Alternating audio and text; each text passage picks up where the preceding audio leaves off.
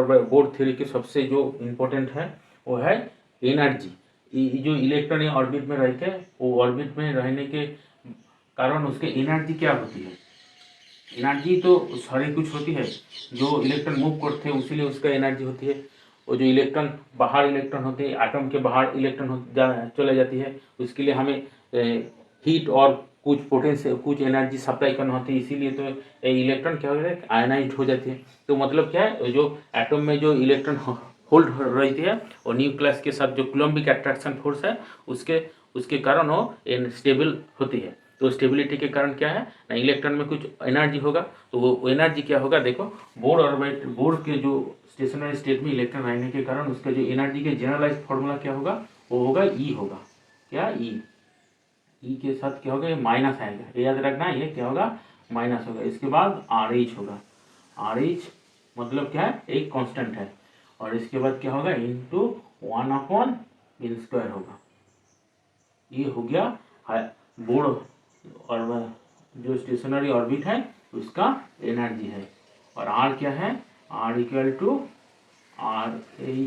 रीडबर्ग constant.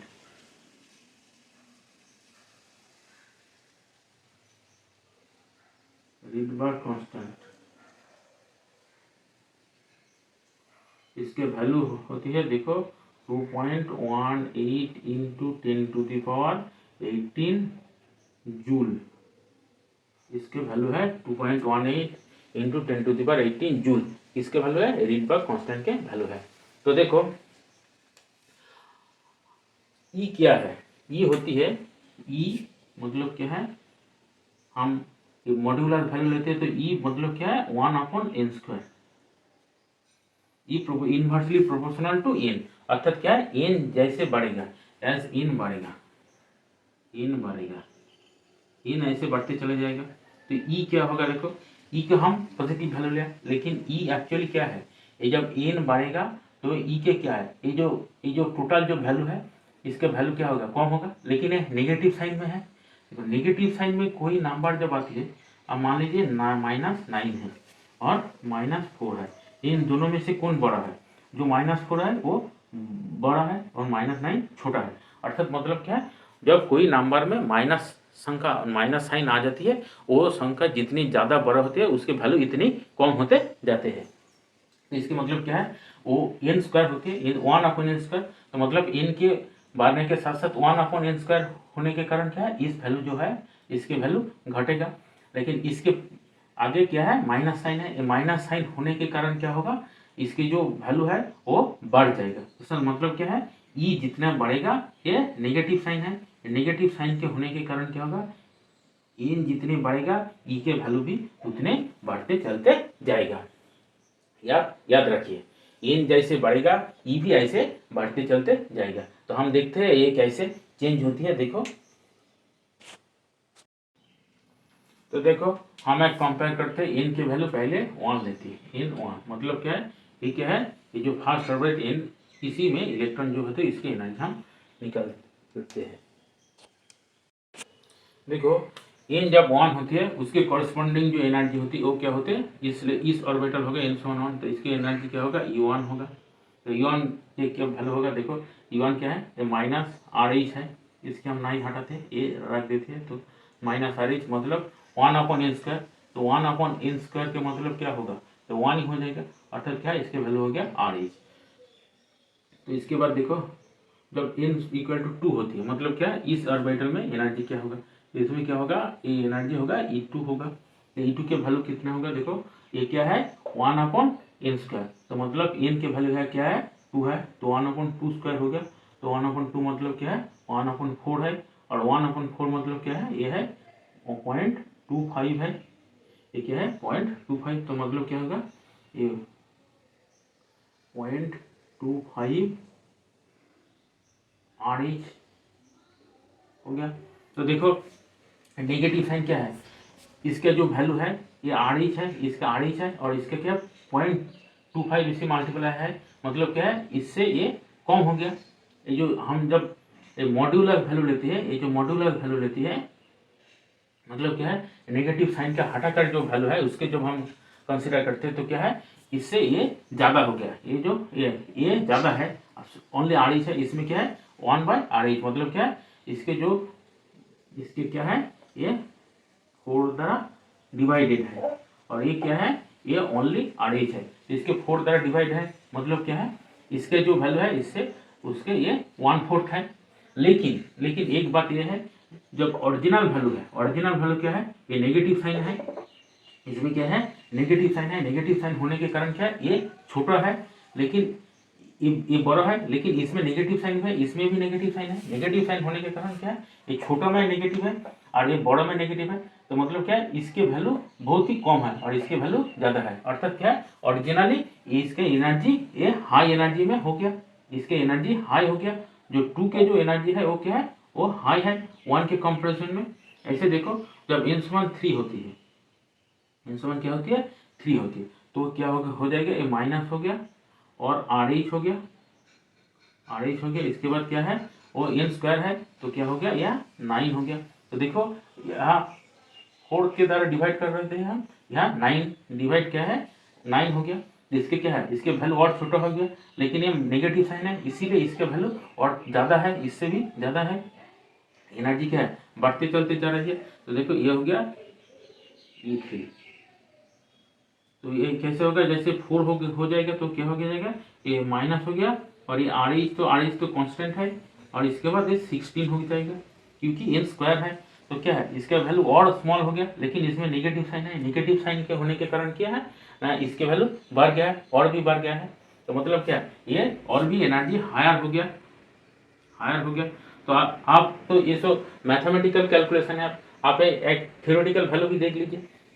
देखिए ये जो कूलम्बिक अट्रैक्शन है ये तो इसमें क्या होगा ये कूलम्बिक अट्रैक्शन फोर्स होगा, तो कूलम्बिक अट्रैक्शन फोर्स जो है, जो कूलम्बिक फोर्स है वो क्या होगा 1/r, जो डिस्टेंस है उसके स्क्वायर के अनुसार तो चेंज होते जाएगा।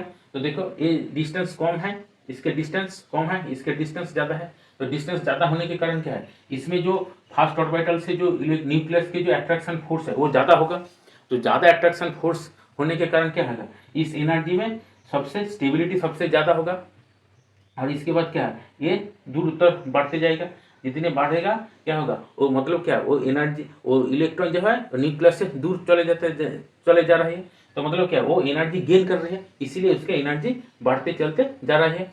तो देखो इसके बाद क्या होती है एक लेवल आएगा जब n1 इनफाइनाइट हो जाएगा, n1 क्या होगा इनफाइनाइट हो जाएगा, तो एक इनफाइनाइट हो गया मतलब क्या है 1/इनफाइनाइट मतलब क्या होगा 0 हो गया, तो इसमें एनर्जी 0 हो गया, और इनफाइनाइट होने के मतलब क्या होता है इनफाइनाइट इंडिकेट करते हैं ये क्या होगा ये हो गया एक्स्ट्रा न्यूक्लियस जो इलेक्ट्रॉन होते हैं, मतलब क्या है जो इलेक्ट्रॉन एटम के बाहर होते हैं, और इलेक्ट्रॉन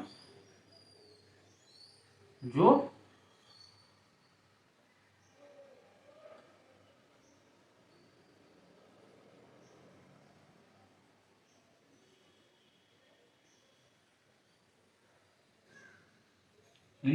कि एटम से बाहर होती है उसका हम n = इनफाइनाइट धरते हैं, अर्थात मतलब बहुत दूर है और न्यूक्लियस से बाहर है, उसकी एनर्जी 0 है। तो अब इधर यहाँ से आप कंसीडर कीजिए इसका एनर्जी माइनस साइन क्यों आ रही है, तो देखो जब न्यूक्लियस एटम के बाहर रहती है उसकी एनर्जी 0 होती है और 0 लेवल पे होती है, जब इलेक्ट्रॉन एटम में आ जाती है क्या होती है उसमें न्यूक्लियस के साथ अट्रैक्शन बढ़ जाती है, मतलब क्या होती है इलेक्ट्रॉन की स्टेबिलिटी बढ़ती है, स्टेबिलिटी बढ़ने के कारण क्या होता है उसकी एनर्जी घटती है, इसीलिए क्या होती है वो जैसे ये मान लीजिए n4 है ये क्या हो जाएगा n5 हो जाएगा, n5 है ये क्या हो जाएगा n6 है ये क्या होगा n7 होगा, ऐसे ऐसे क्या होगा ऐसे स्टेप आ जाएगा जब ये इनफाइनाइट में चला जाएगा।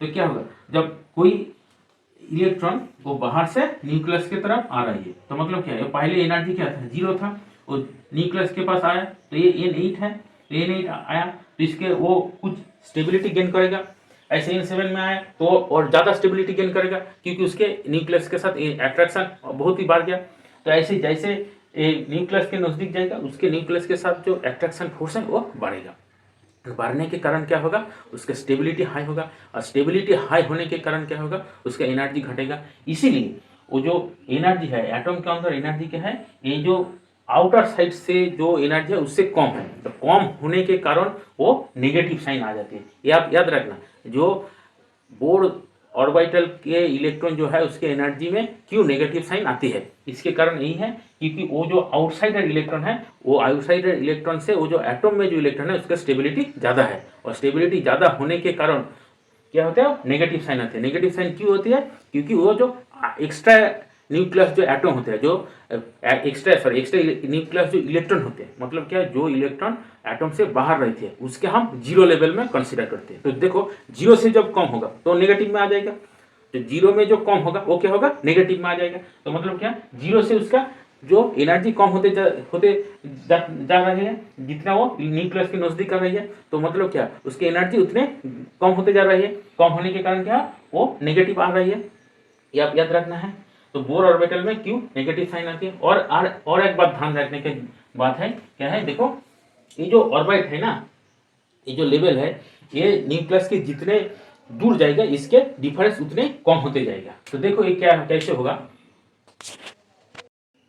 देखो एक बात देखो, ये क्या है, जब फर्स्ट ऑर्बिट में होता है तो ये हो गया -RH हो गया, और जब सेकेंड ऑर्बिट में होती है तो क्या होगा, ये 1/4 मतलब 0.25 होती है, 0.25 हो गया, ये हो गया RH हो गया। तो देखो इसमें डिफरेंस कितना है, इसमें डिफरेंस है 0.25 का, 0.25 का डिफरेंस है। और ये क्या होगा, ये क्या हो जाएगा, ये हो गया माइनस हो गया, पॉइंट है, ये क्या होगा 1 आएगा, तो ये क्या है RH हो जाएगा। तो इसमें डिफरेंस कितना है, ये लगभग 0.14 है, इसके डिफरेंस 14 है। और इसमें क्या होगा, तो ये क्या हो जाएगा 1/16 मतलब क्या होती है, 1/16 मतलब होती है 0.0625, ऐसा RH हो गया। तो देखो इसके साथ इसके डिफरेंस कितना होगा,